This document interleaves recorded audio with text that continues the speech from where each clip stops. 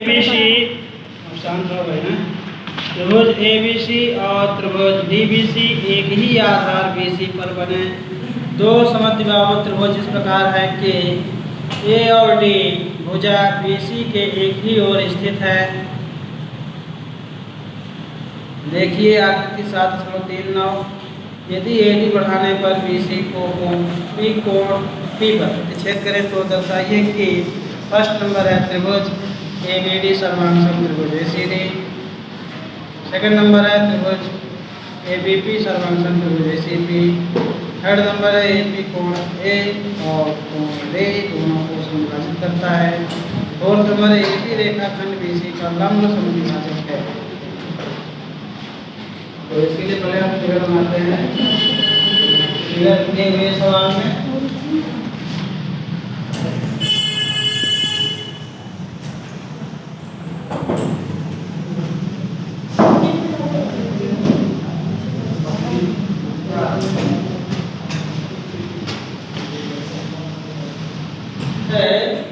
क्या क्या दिए है। देखिए त्रिभुज ABC DBC एक ही आधार BC पर बने दो समद्विबाहु त्रिभुज। एक ही आधार BC से एक ABC त्रिभुज बना है और एक ही BC बना है। ठीक है, दोनों क्या है समद्विबाहु त्रिभुज, यानी AB AC के बराबर है और DB BC के बराबर है। बात समझ रहे हो? और क्या दिया इसमें AD बढ़ाने पर BC को P पर प्रतिच्छेद करे। इसको बढ़ाया गया है AD को और यहाँ पर डाल रहे हैं P तक प्रतिच्छेद कर रहा है। तो आपको दर्शाना है नंबर 1 त्रिभुज ABD सर्वांगसम त्रिभुज ACD।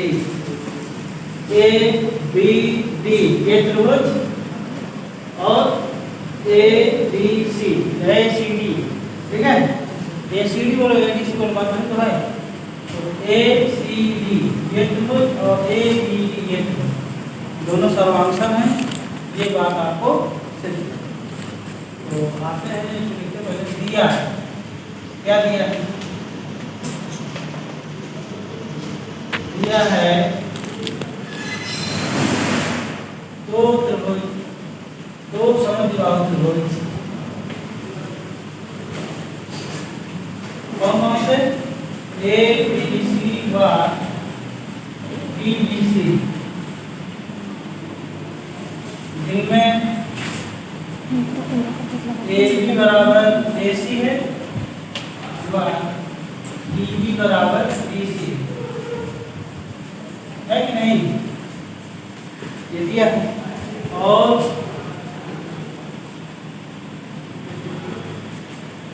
BC उभयनिष्ठ है, ये भी दिया है नहीं? BC से ही दोनों त्रिभुज बने हैं। सही बात है। ये BC है, BC से ABC बना है और ABC बना है। सिद्ध क्या करना है? और सिद्ध करने वाले पॉइंट्स काफी ज्यादा है। तो लिखते हैं नंबर 1 त्रिभुज ABD सर्वांगसम त्रिभुज ACD। ABD सर्वांगसम त्रिभुज ACD ये सिद्ध करना है। ABP ACD त्रिभुज ABP सर्वांगसम त्रिभुज ACD ये सिद्ध करना है। AP कोण A और कोण D दोनों को समविभाजित करता है। AP ये AP है तो ये है कोण A और कोण D, यानी ये कोण दोनों को समविभाजित करता है, बांटता है। ये आपको सिद्ध करना है। ध्यान लिखेंगे AP कोण A और कोण D दोनों को समविभाजित करता है।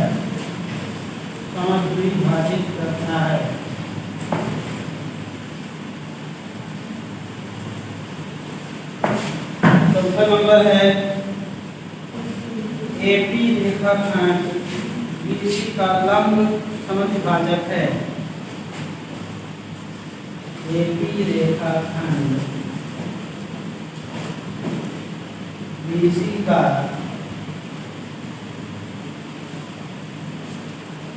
लंब समद्विभाजक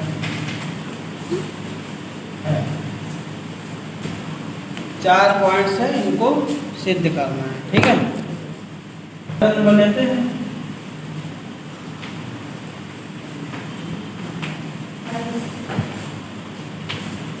पहला नंबर में हम क्या सिद्ध करना है? त्रिभुज एबीडी सर्वांगसम त्रिभुज एसीडी। तो यही दोनों त्रिभुज को लिया जाए और इन दोनों त्रिभुजों में हमको 3 बातें सिद्ध करना है।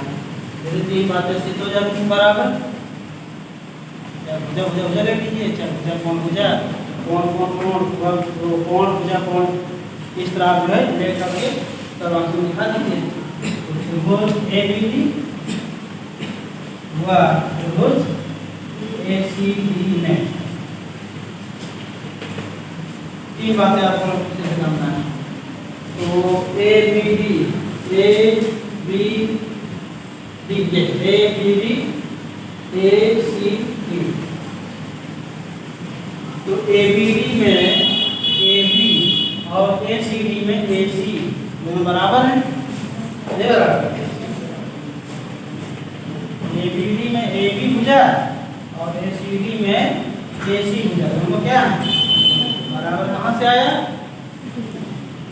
बोलो, बता दीजिए। दूसरी बात सिद्ध करो। दूसरी बात ये वाली हो सकती है, नहीं हो सकती? इस त्रिभुज की ये भुजा और इस त्रिभुज की ये भुजा दोनों आपस में बराबर लिख देंगे। BD बराबर CD। कहाँ से आया? ये 2 बातें हो गई। तीसरी बात और क्या हो सकती है बताइए?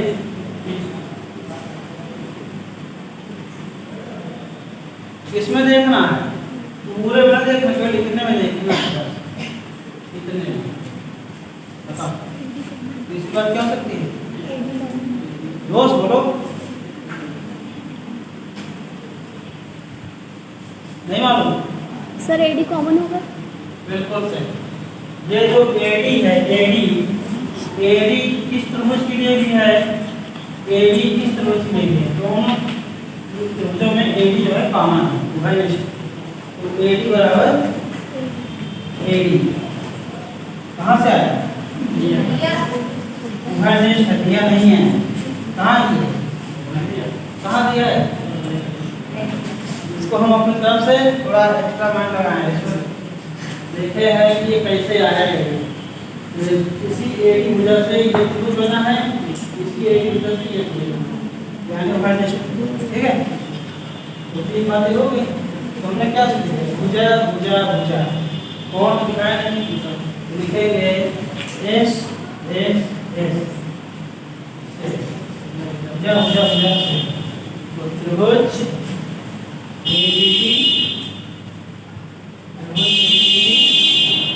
सर्वांगसम त्रिभुज एसीडी हो गया। पहला नंबर सिद्ध हो गया। दूसरा नंबर क्या है? त्रिभुज एबीपी सर्वांगसम त्रिभुज एसीपी। तो एबीपी का नाम बोलो, ए बी पी, ये पूरा लेना है समझ रहे? और एसीपी ए टी पी, ये पूरा आपको लेना है। तो लिखेंगे सेकंड नंबर, त्रिभुज एबीपी व त्रिभुज एसीपी में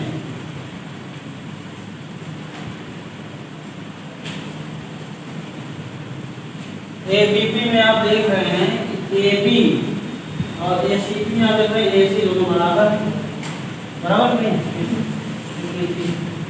एबी बराबर एसी कहाँ से आया? दिया। एक बात आपने। दूसरी बात ए बी बराबर ए बी हो जाएगा, सेम वही कानून वाला कानून, ए बी बराबर ए बी। कहाँ से आया? कॉमन से। अब बात होगी इसमें तो बराबर हो जाएगा।